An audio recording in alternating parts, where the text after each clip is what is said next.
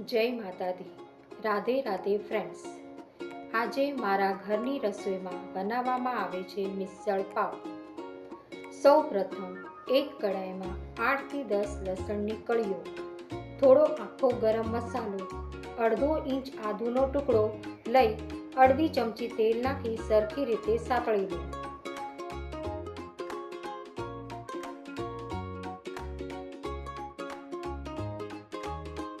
હવે 3 કાંદાને સાફ કરી ગેસ પર શેકી લો.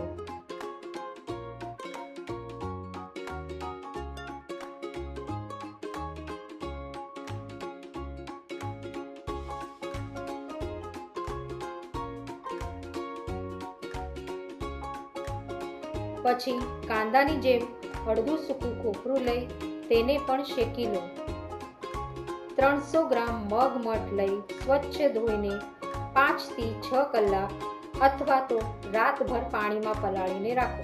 પછી એક પેનમાં પાણી ગરમ કરો, તેમાં ભીંજવેલા મગમઠ ઉમેરો, સ્વાદ પ્રમાણે મીઠું અને અડધી ચમચી હળદર ઉમેરીને બાફી લો.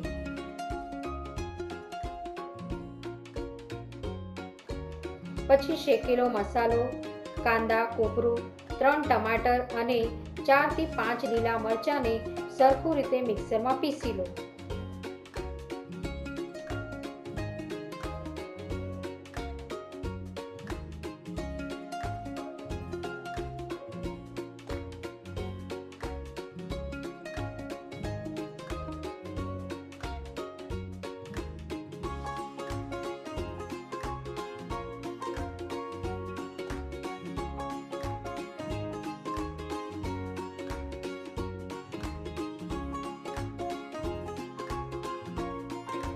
હવે એક કડાઈમાં 4 ચમચી તેલ ગરમ કરો. તેમાં થોડા કડી પત્તાના પાન અને જીરું નાખી સાતળો.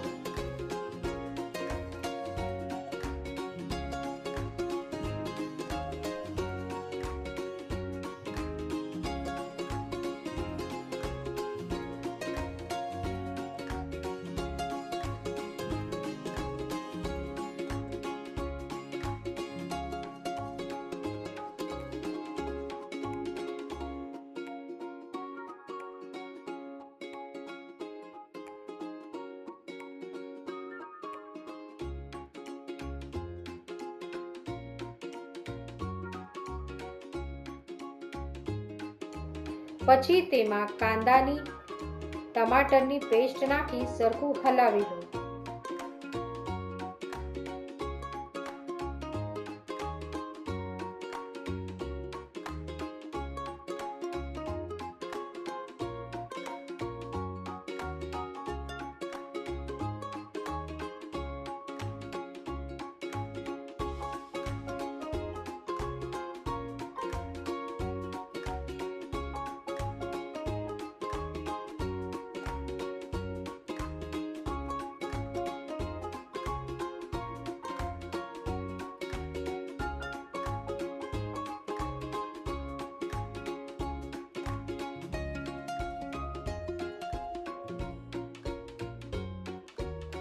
હવે તેલ છૂટું પડે ત્યાં સુધી ચડવા દો. શેકાઈ ગયેલા મસાલામાં અડધી ચમચી હળદર, 1 ચમચી ધાણા જીરા પાવડર, 1.5 ચમચી કશ્મીરી લાલ મરચું પાવડર અને સ્વાદ પ્રમાણે મીઠું નાખો. 2 ચમચી મિસળ મસાલા પાવડર ઉમેરી સરખું મિક્સ કરી દો.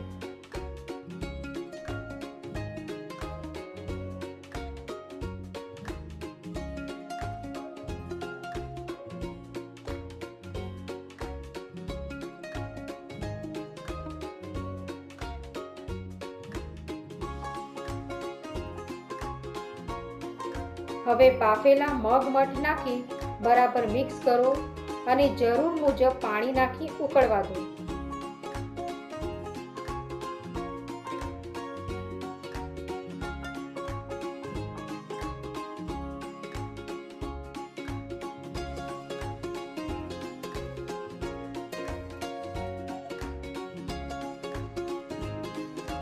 તૈયાર મિસળને સમારેલી ડુંગળી, લીંબુ, ફરસાણ અને પાવ સાથે પીરસો.